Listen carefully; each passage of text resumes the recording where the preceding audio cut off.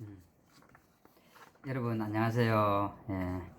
오늘은 이제 내 재산과 소득이 어디까지 내 것인가 이게 대해서 생각을 해보도록 하겠습니다.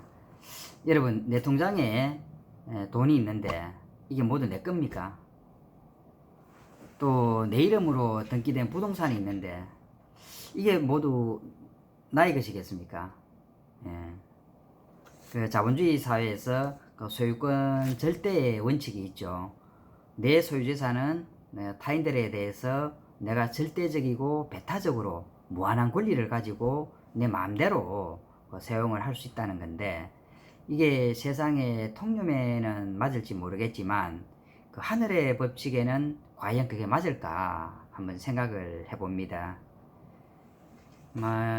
이 다음 세상은 없고 이 한 세상 7, 80년만 이 세상만 바라보고 산다 그러면은 또 우리가 어떤 개개인이 분리된 개인으로만 우리를 바라본다면 당연할지 모르겠지만, 사실 이제 돌을 닦는 사람들, 또 마음 공부를 하는 사람들, 이런 사람들은 이제 세상 사람들이 당연하다고 생각하는 것에 대해서 의문을 가지는 사람들입니다. 또 뭐 99명이 가는 쉽고 편한 길, 그 길을 버리고 고독하게 혼자서 이 반대의 길을 용감하게 가려는 사람이 아닐까 생각을 합니다. 이제 그간에 우리가 그 학습되고 관념화된 그런 그 지식들을 이참에 이제 반대로 생각을 해보고 또 그 근원을 다시 볼 수 있어야 한다는 거죠. 그런 관점에서 이제 우리의 소득과 재산에 대해서 한번 생각해 보려고 합니다. 이 내용은 제 카스 친구인 그 초록호박님의 카스 내용을 그 도솔님, 그 송도사님께서 그 링크 걸어 놓은 내용입니다. 이걸 제가 아주 감명을 많이 받아서 오늘 마음을 다스리는 차원에서 한번 되새겨 보려 하고요. 이 초록호박님의 이 내용을 아마 유란시아서에서 가져왔는데 그분의 닉이 유란시아서 1년 남자입니다. 아주 이제 유란시아서에 푹 빠져 있고 연구를 많이 하시고 있고, 또 제 미국에 있는 제 카스 친구이고 영성적으로 아주 높으신, 그리고 공부도 많이 하시는 이제 헨리 광모사님도 그 유란시아서를 엄청나게 공부를 하고 계십니다. 이 선배님들 덕분에 이분들 이제 카스 보고 제가 무려 아주 작은 글씨로 3,000페이지에 달하는 유란시아 책을 샀는데, 사실 뭐 3년 전에 이 책을 사놓고 아직 뭐 읽어보지를 못했습니다. 너무 방대한 분량에 이제 겁이 나고 또 읽을 엄두를 못 내고 있는데, 그러다가 우연히 요약된 책을 만나서 그걸 읽은 적이 있습니다. 하지만 이제 나의 의식을 그 창조주 근원 하나님의 의식으로 높이기 위해서는 언젠가 이제 이 책을 도전을 해야 된다 이렇게 생각하고 제가 신주 모시듯 고이 이 책장에 지금 모셔두고 있습니다. 예.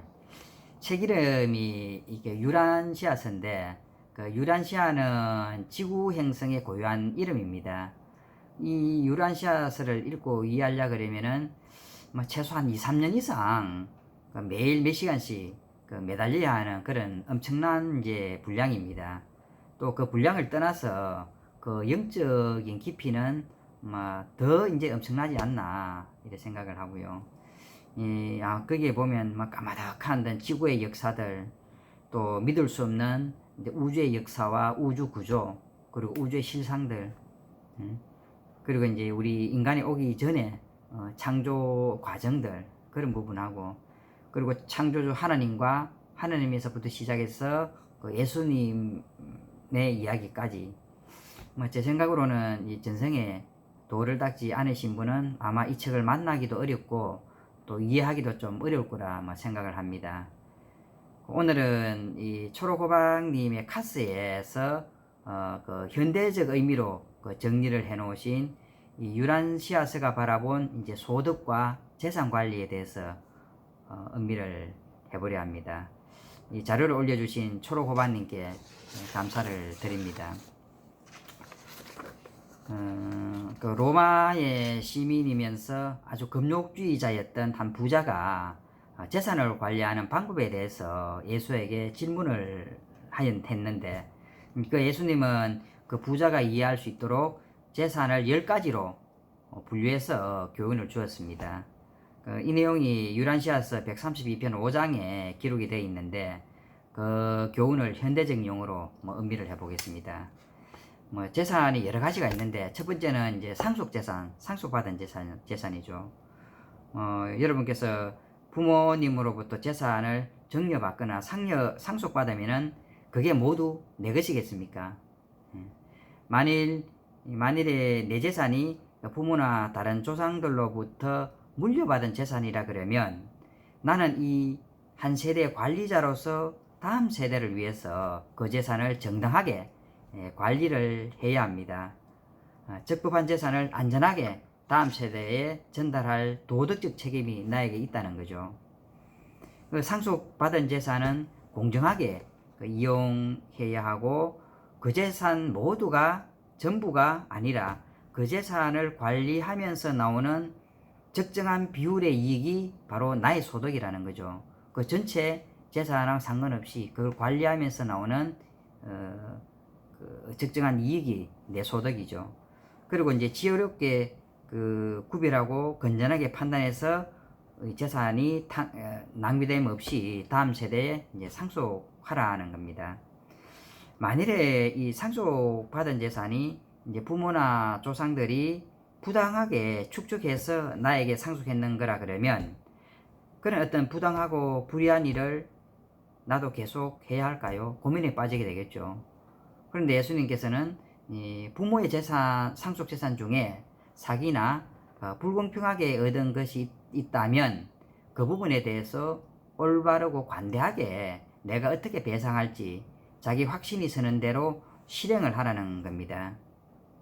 다시 말하면 이제 부모와 조상들이 불의한 방법으로 타인의 피눈물을 통해서 모은 재산이라 그러면 내가 부모님을 사랑하고 존중한다는 그런 어떤 의미에서라도 다시 돌려주라고 당부를 하십니다. 두 번째 재산은 발견한 재산입니다. 예를 들어 지하자원을 발견하고 황무지를 개발하여 얻은 재산, 그 모든 재산은 100% 나의 것이겠습니까? 아닙니다. 예수님께서는 우리 인간이 이 땅에서 천년 만년 살 게 아니죠. 땅에서 잠시만 살 수 있음을 기억하고 가능한 한 많은 사람들에게 도움이 되는 방법으로 이 발견한 재산을 나누어주기 위해 적절하게 준비하라는 겁니다. 지하나 지상의 자원을 발견한 사람은 그 노력에 대한 보상을 받아야 되는 것은 분명하지만은, 자연이 쌓아둔 자원을 발굴함으로써 얻을 수 있는 모든 100%의 어떤 이익과 축복이 전부 내 것이 아니라는 거죠. 그래서 내가 이걸 이제 나의 어떤 이기적인 목적으로 사용해서는 안 된다는 겁니다. 이 토지와 건물, 이 토지는 누가 만들었겠습니까? 내가 만든 겁니까? 내가 태어나기 전에 존재를 했고 누군가가 개간하고 일구어서 내가 비용을 지불하고 산 겁니다. 그런데 내가 비용을 지불했다 해서 이 토지를 내가 근원적으로 창조한 건 아니죠.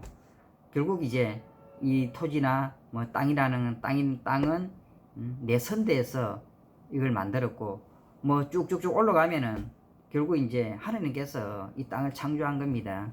그런데 내가 100% 무한한 100% 이렇게 사용 효익을 내가 가진다, 이것도 아니라는 거죠. 세 번째 재산은 상업재산입니다. 장사나 기업을 경영하는 사람들은 공평하고 정당한 이익을 추구할 권리가 있다. 예를 세상에서 사기치지 않고 공정하게 사업을 하면서 또 직원들에게 합당한 임금을 주고 대우를 하면서 이럴 경우에는 더 많은 이익과 재산을 만들어낼 수가 있겠죠. 그래서 사업재산을 얻기 위해서 우리가 정직하고 그리고 정의롭게 또 공평하게 이를 모았다 그러면 우리가 유사한 사업에서 다른 사업자들이 얻을 수 있을 정도의 이익을 추구하는 걸 망설이지 말라. 망설여서는 안 된다. 그래서 결국 정당한 이익 추구는 당연한 것이다. 사실 이 기업 활동을 통해서 모은 재산은 개인이 이렇게 번 소득보다 규모 면에서는 아주 큽니다. 크고 그런 어떤 재산은 나중에 어떻게 분배할지 이거는 결국 이제 내가 버린 거기 때문에 그 권리는 내가 갖는다는 거죠. 그래서 처분하고 분배하고 소비할 권리는 결국 소유자에게 이제 부여되어 있는 겁니다. 그 다음 네 번째 재산은 부당한 재산입니다. 이 부당한 재산은 어떻게 해야 할까요? 사실 우리가 평생을 살아가지만은 이 죽음의 순간에 오면은 육신은 흙으로 돌아갑니다. 재산 10원 한 장 가져갈 수 없죠. 수위에는 주머니가 없다는 말도 있고. 그런데 이 영혼이 물질에 매여서 매여 있다면은 얼마나 안타깝습니까? 사실 우리 가지고 있는 아파트, 집, 제가 원래 55인데 한 30년 있으면 벌써 다른 사람 손에 넘어가 있겠죠. 다른 사람이 듣기가 그래 돼 있을 겁니다. 결국 나는 이제 이 지상에 한 7, 80년 있으면서 단지 그 물질을, 그 아파트를 보관하고 활용하고 이용하고 있는 겁니다. 다음에 또 이제 다른 사람한테 이걸 넘겨주게 되는 거죠. 그래서 예수님께서는 고귀한 사람이 되고자 한다 그러면은 옆에 사람들을 이웃을 곧 자신의 형제인 사람들을 노예로 만들거나 부당하게 착취해서 재산이나 재력을 쌓지 말라고 합니다. 하나님의 뜻을 알고 신의 뜻을 행하고자 하는 사람은 돈으로 남을 억압함으로 품위를 떨어뜨리지 마라. 그렇죠. 그 억압받은 사람들의 피땀을 쥐어짜서 얻은 재산은 결국 도덕적 저주고 영적인 낙인이다. 그래서 예수님께서는 부자가 천국에 가는 것은 낙타가 바늘구멍을 통과하는 것보다 어렵다고 말씀하셨죠. 그리고 우리 어떤 문명이 지속적으로 발전하기 위해서는 노동자들로부터 임금을 속여서 빼앗거나 그렇게 해서는 결코 문명이 발전할 수 없다. 그래서 부당하게 취한 모든 재산은 이렇게 빼앗긴 자에게 되돌려줘라. 아니면은 저희들 자식들과 그 자손들에게 돌려줘야 한다는 거죠. 그 다음 다섯 번째 재산은 우리가 이자로 얻는 재산입니다. 이자 수익이죠. 요즘은 금리가 많이 낮은데 예전에 하더라도 7%, 8% 예금금리 이렇게 됐죠. 지금은 거의 1%입니다. 그리고 시중은행 보면 0.8%, 거의 0점으로 나옵니다. 0점 붙으면은 거의 제로금리라 얘기하죠. 금리가 없다는 겁니다. 그래서 예전에 예치해 놓고 이자로 살아가시는 분들이 굉장히 곤란을 많이 겪을 거고, 그래서 10억을 예치해 놔도 100만원 나옵니다. 100만원. 40억 예치하면은 400만원이죠. 아무튼 이제 정직하게 모은 돈을 필요한 사람들한테 빌려주고 그 이자를 받는 것은 예수님께서도 정당하다. 그리고 건전한 자본으로 투자해서 소득을 얻는 것도 정당하다고 말씀하십니다. 그러나 이 품위를 떨어뜨릴 정도의 높은 금리로 빌려주고 지나치게 인색하고 탐욕스러운 사람이 되지는 말라고 말씀하십니다. 이게 우리나라도 이제 경제정의 차원에서 이자 제한법이라고 있습니다. 그 최고 이자율이 예전에 무려 높을 때는 40%까지 올라갔는데 지금은 24%죠. 24%를 초과하는 부분은 법률적으로 이제 무효로 되어 있습니다. 그리고 이제 예수님은 그 재력을 이용해서 자기 어떤 돈을 이용해서 허덕이는 동료들보다 부당하게 유리한 자리를 차지할 정도로 지나치게 이기심에 빠지지 말라고 하시고, 재정적인 공경에 처한 형제들로부터 고금리를 받아내는 유혹에 빠지지 말라고 경고하고 계십니다. 그래서 이자 수익은 정당한 범위 내에서 그렇게는 정당하다, 받는 건 정당하다고 말씀하시고요. 여섯 번째 제사는 천부적으로 나의 어떤 능력, 재능으로 얻은 재산. 내가 능력이 많아서 이렇게 재산을 많이 모았다 하면 그게 모두 나의 것이겠습니까? 천부적인 창의성이나 또 발명력으로 기술이나 혹은 아이디어, 특허 이런 걸로 이제 재산을 많이 모을 수가 있죠. 그런 재산을 얻었다 그러면 그 재산이 모두 내 것이라고 부당하게 주장하지 말라고 예수님께서는 말씀하십니다. 천부적인 재능은 여러분 어디서 나왔겠습니까? 이 재능은 결국 조상에서부터 받아오는 겁니다. 조상에서 받아오고, 그렇기 때문에 결국 이제 조상과 그 윗대로부터 나는 뭔가 빚을 지고 있는 거죠. 또 내가 아무리 천부적인 재능으로 기술과 아이디어를 개발했다 하더라도 그걸 통해서 상품화되고 그리고 수익을 얻는 것은 모든 사람들 사이에서, 사람들 속에서 내 수익이 일어나는 겁니다. 그래서 내가 기술을 가지고 있다 해도 이 기술을 상품화 시켜줄 수 있는, 생산할 수 있는 사람이 없으면 안 되죠. 또 소비할 수 있는 시장이 없으면 안 됩니다. 또 그걸 시장에서 사줄 수 있는 사람이 없으면 내가 돈을 벌 수 없습니다. 그래서 내가 천부적인 나의 능력으로 기술로 버릇 하더라도 생산자가 있고 시장이 있고 소비자가 있고 사주는 사람이 있고, 그래서 결국 그 전체가 나의 소유가 아니라는 거죠. 저 이사장님께서 자주 하시는 말씀인데, 그분은 은행에서 거의 한 40년을 근무하신 분입니다. 그 은행의 영업은 아주 이제 치열하게 이루어지는 곳인데, 그 영업은 진공 상태에서 결코 이루어지지 않는다, 그런 말씀을 자주 하십니다. 마찬가지입니다. 은행에서 영업하는데 고객이 있어야 되고, 또 영업도 시장이 있어야 되고 등등. 그래서 내가 어떤 영업으로 인한 수익이나 혹은 천부적인 재능으로 인한 어떤 수익이나 이런 부분이 전적으로 나의 것이 아니라는 거죠. 또 한편으로는 만일에 이제 천재가 그 기술 아이디어나 재산권 이런 걸 통해서 많은 돈을 이제 벌었는데 그걸 전부 또 사회에서 빼앗는 것도 그것도 부당한 일이라는 거죠. 그래서 재산을 공평하게 분배하는 원칙과 법규, 이게 정하는 게 사실은 좀 어렵습니다. 그래서 예수님께서는 먼저 우리 서로 모두가 형제임을 깨닫고 자신에게 해주었으면 하고 바라는 그대로 다른 사람들에게 해주려고 한다 그러면 우리가 당면하는 어떤 사회정의의 문제나 또 부조리한 문제, 이걸 모두 해결할 수 있다, 그렇게 말씀을 하십니다. 그럼 일곱 번째 제사는 우연히 또 내가 재산을 모을 수 있겠죠. 내가 어떤 우연한 행운으로 재산을 얻었다 그러면 그 모든 재산이 내 것이라고 주장해서는 안 된다는 겁니다.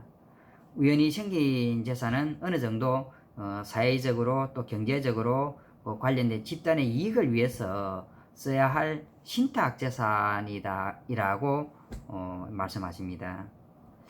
사회가 나에게 돈을 맡겼죠.